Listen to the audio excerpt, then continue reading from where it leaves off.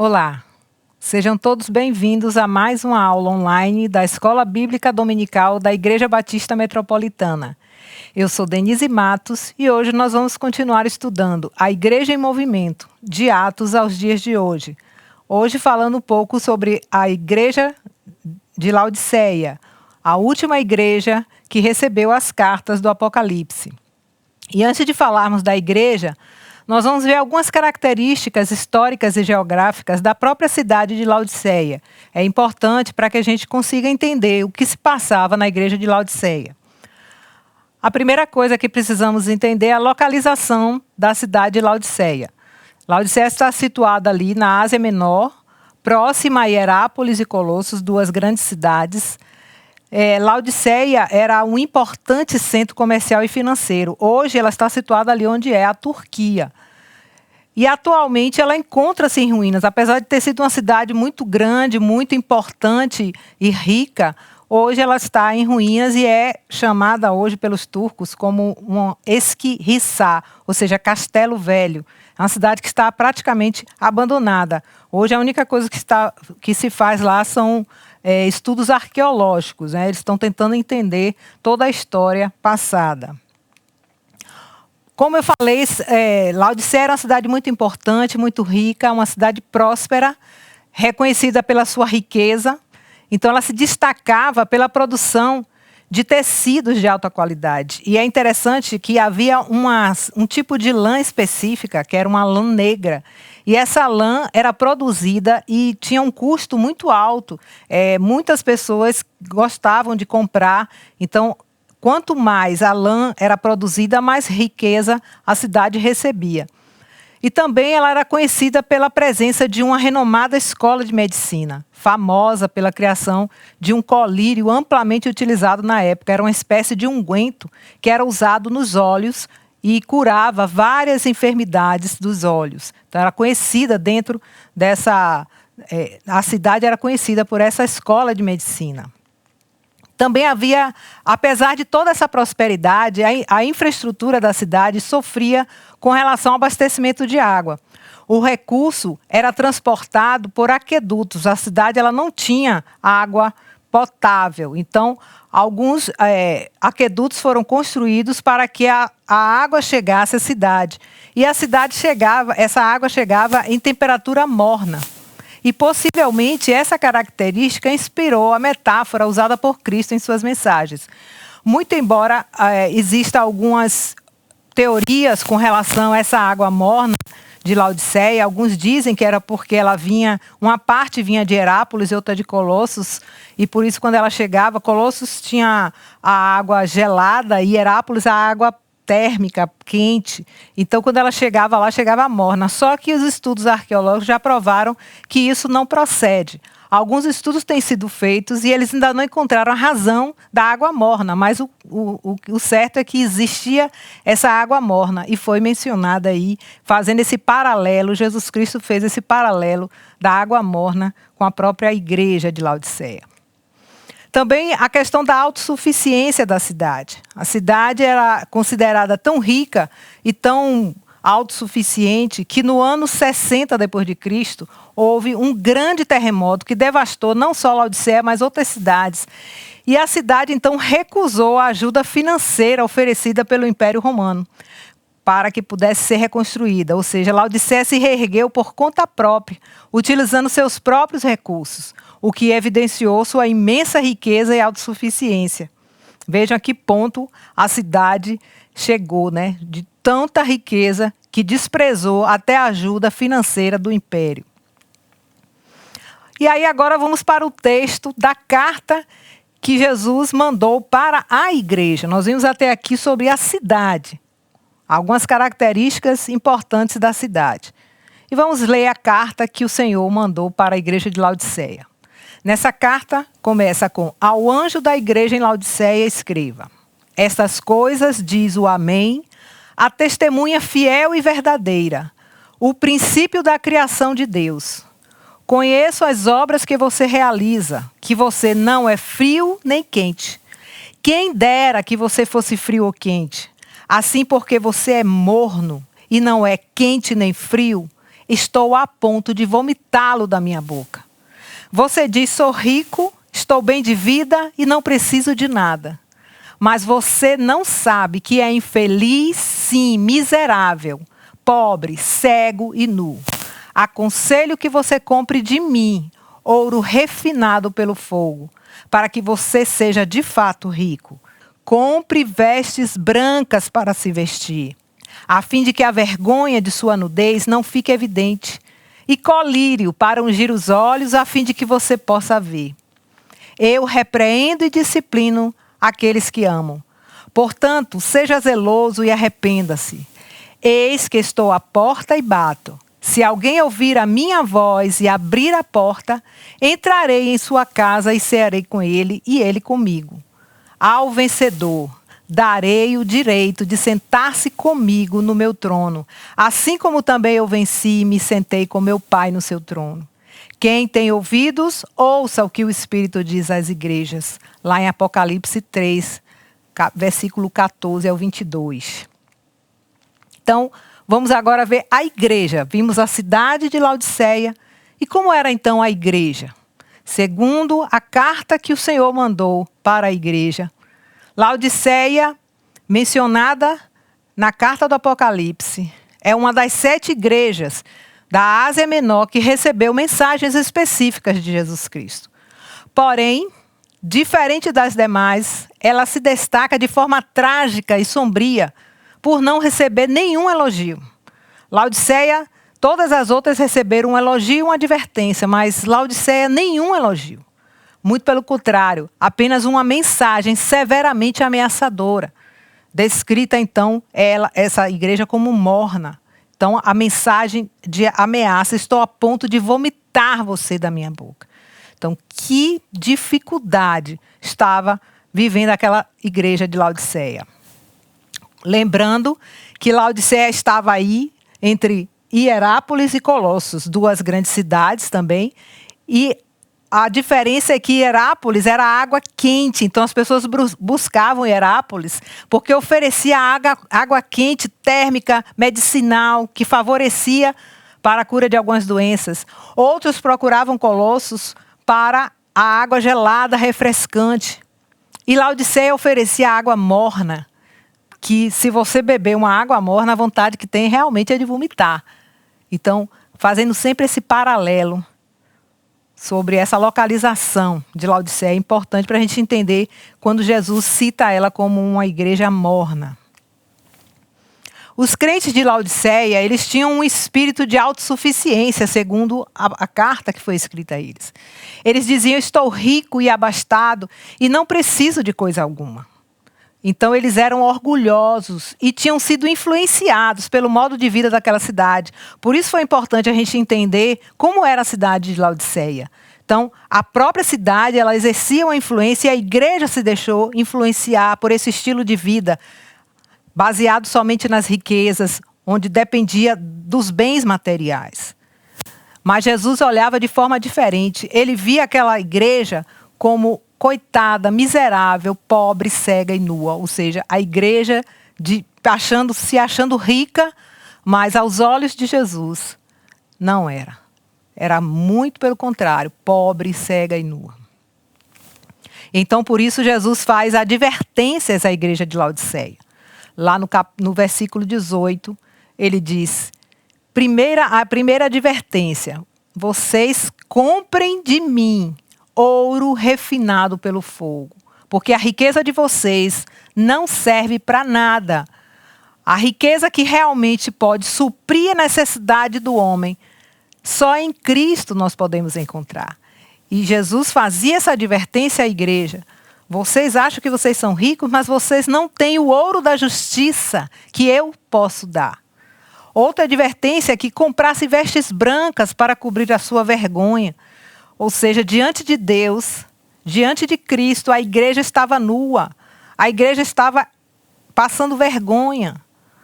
Então precisava das vestes que só o Senhor pode dar, para que então ela pudesse se apresentar diante do Todo-Poderoso, revestida então da vestimenta que só o Senhor pode dar, a veste da santidade, né? A veste branca, caracterizando aí a santidade do Senhor. Também comprar colírio para os olhos, porque aquele colírio que a cidade produzia só servia para curar doenças físicas. Mas a doença da alma, os olhos que abrem para o mundo espiritual, aquela igreja não conseguia ver.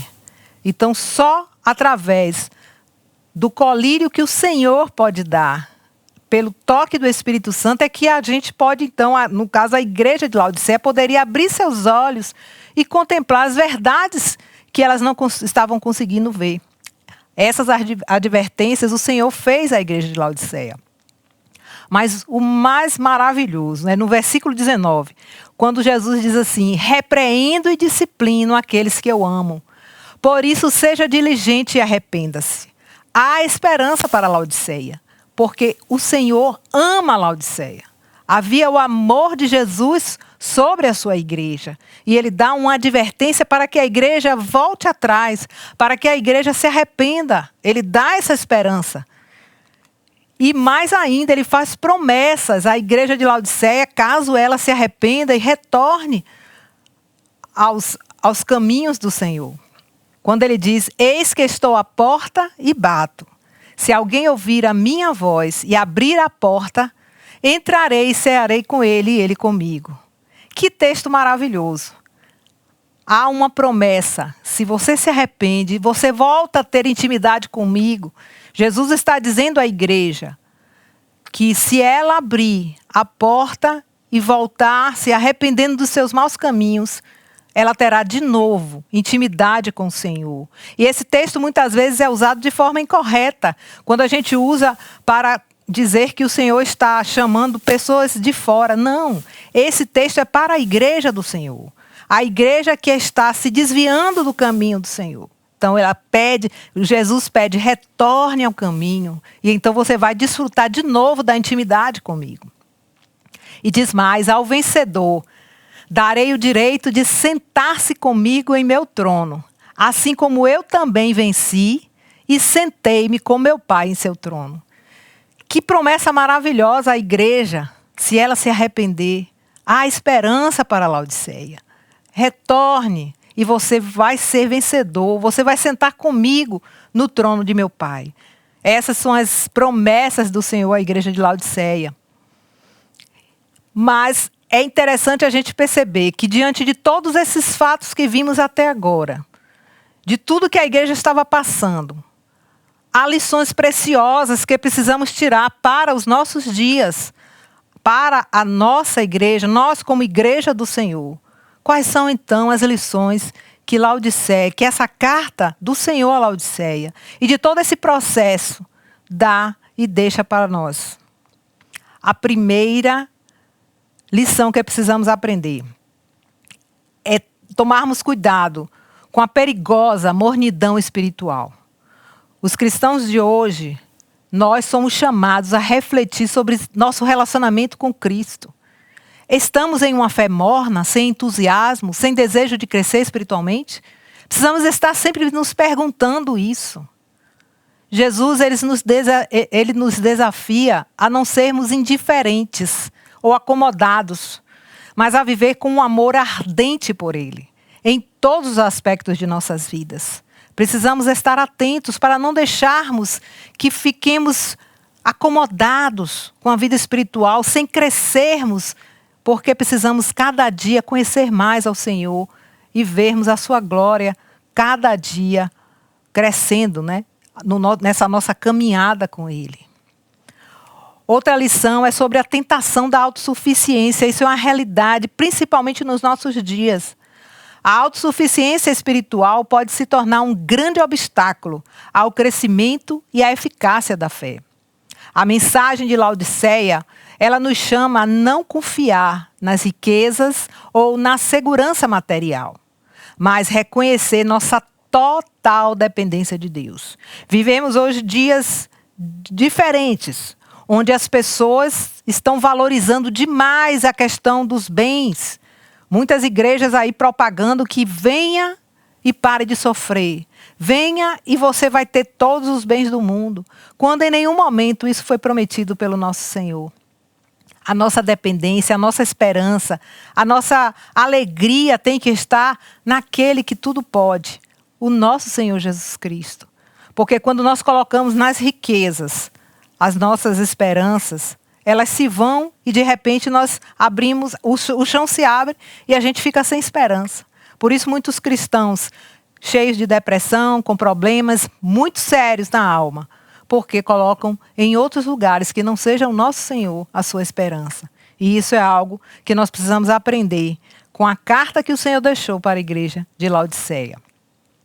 Outra lição importante é sobre o perigo da espiritualidade superficial. Nós falamos sobre a mornidão, quando paramos de crescer, quando nos acomodamos com aquela vidinha espiritual, mas a espiritualidade superficial ela é pior, porque a carta a Laodiceia é um alerta contra essa possibilidade de estarmos apenas cumprindo rituais religiosos de forma mecânica, sem verdadeira devoção ou transformação interior.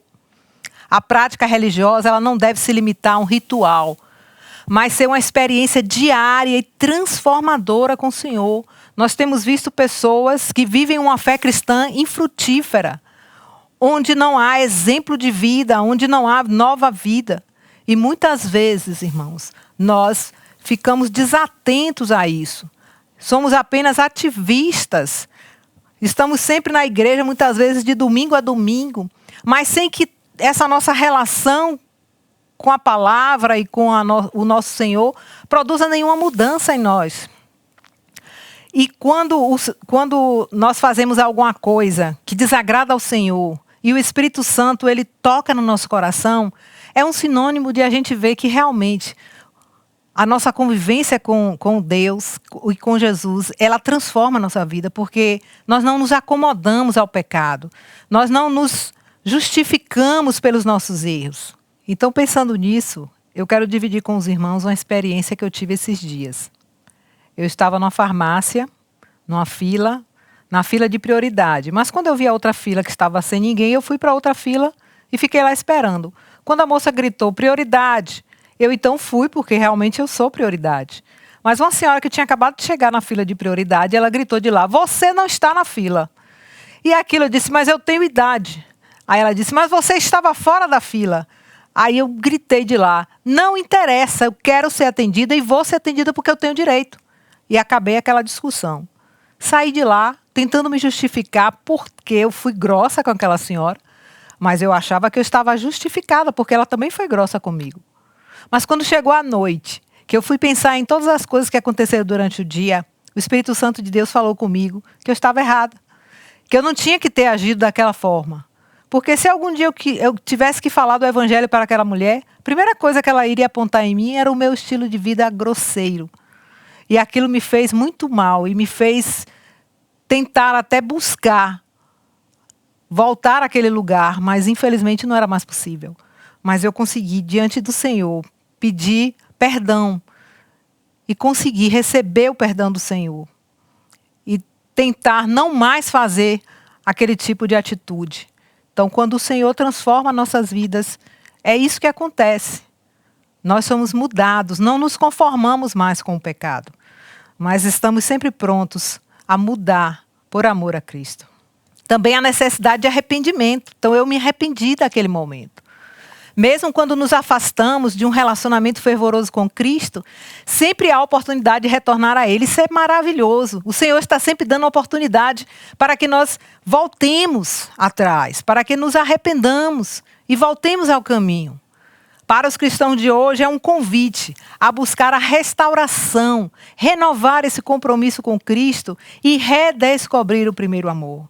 Eu andei afastada do Senhor 7 anos da minha vida e quando Ele me trouxe de volta, no primeiro dia que eu participei da Convenção Batista Brasileira em Minas Gerais, e no auditório estava tocando aquele hino que diz: eu quero voltar ao primeiro amor, ao primeiro amor. Eu quero voltar a Deus. Irmãos, eu chorei tanto, porque naquela hora eu estava experimentando exatamente esse momento.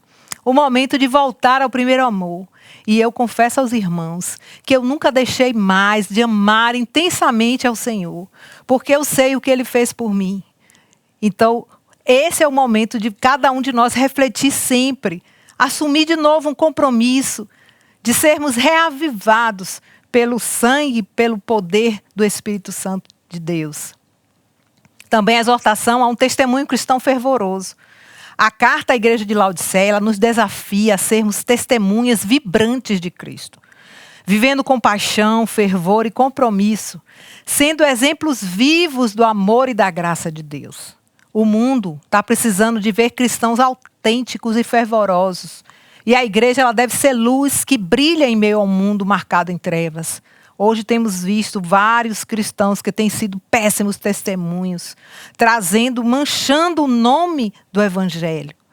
E isso tem sido muito difícil e tem trazido problemas para a igreja de Cristo. Então nós precisamos estar atentos para sermos testemunhas fiéis daquelas pessoas que façam com que as pessoas olhem para a nossa vida e queiram aquela água viva que nós temos a oferecer, que só Jesus pode dar. Então, essa é uma das lições preciosas que nós aprendemos com a carta do Senhor a Laodiceia. Também somos chamados a uma comunhão íntima com Cristo. Sem essa comunhão, irmãos, nada vai acontecer. O cristianismo ele não se resume a rituais vazios, como nós já vimos, mas a um relacionamento profundo e pessoal com Jesus. Esse relacionamento de intimidade nós só conseguimos quando realmente nos colocamos todos os dias diante da sua palavra, diante da sua presença. E ali, em intimidade com o Senhor, vamos progredindo, crescendo no conhecimento da sua palavra e no conhecimento do próprio Deus. Essa intimidade é essencial para a nossa renovação espiritual e para vivermos de forma vibrante e eficaz em nossa missão de espalhar o Evangelho. Sem essa comunhão íntima com o Senhor, todo o mais que eu falei até aqui não vai acontecer. Precisamos estar buscando essa intimidade. Não vai cair do céu. É nossa parte buscar. E a parte do Senhor Ele fará, que é nos encher do seu Espírito, para que possamos então realmente espalhar o Evangelho de forma vibrante a esse mundo tão caído. E concluindo, irmãos, eu quero deixar esta palavra. O convite de Jesus à igreja de Laodiceia não se limita àquela igreja específica, mas ela se estende a todas as igrejas ao longo da história, que muitas vezes correm o risco de perder o foco nas riquezas espirituais em Cristo e sucumbir à complacência espiritual. Essa é uma verdade que nós temos visto ao longo de toda a história da igreja. E hoje, nos nossos dias, devemos estar atentos e ler essa carta de Laodiceia não como apenas uma exortação que foi feita a uma igreja do passado, mas como a mesma exortação que o Senhor faz a nós hoje. Estejamos atentos a tudo que ouvimos hoje a respeito do que o Senhor diz à igreja. E no próximo domingo, nós vamos estudar sobre a perseguição e expansão. E eu digo aos irmãos que se aqueles que foram perseguidos não tivessem essa comunhão com o Senhor e não tivessem toda essa vivência com o Senhor, não suportariam o que nós vamos ver no próximo domingo. Aqui na tela vai aparecer um QR Code. Você vai ter acesso a uma sala interativa, lá estará um professor para tirar suas dúvidas e também você pode contribuir com alguma informação para que nós possamos juntos estudar. Lembrando que as classes presenciais estão funcionando e aos domingos, pela manhã e pela tarde, você procure saber qual é a classe que está funcionando, são várias classes, e os horários, para que você possa então participar. É muito mais tempo, você vai ter mais tempo para estudar, aqui nós temos um tempo reduzido, e lá você vai ter muito mais coisas para você ver e para você discutir a respeito desse assunto. Que o Senhor nos abençoe, consiga cada dia mais incutir em nós o amor e o desejo pela sua palavra e pela caminhada com Cristo. E querendo Ele, estaremos de volta nas próximas lições. Até lá!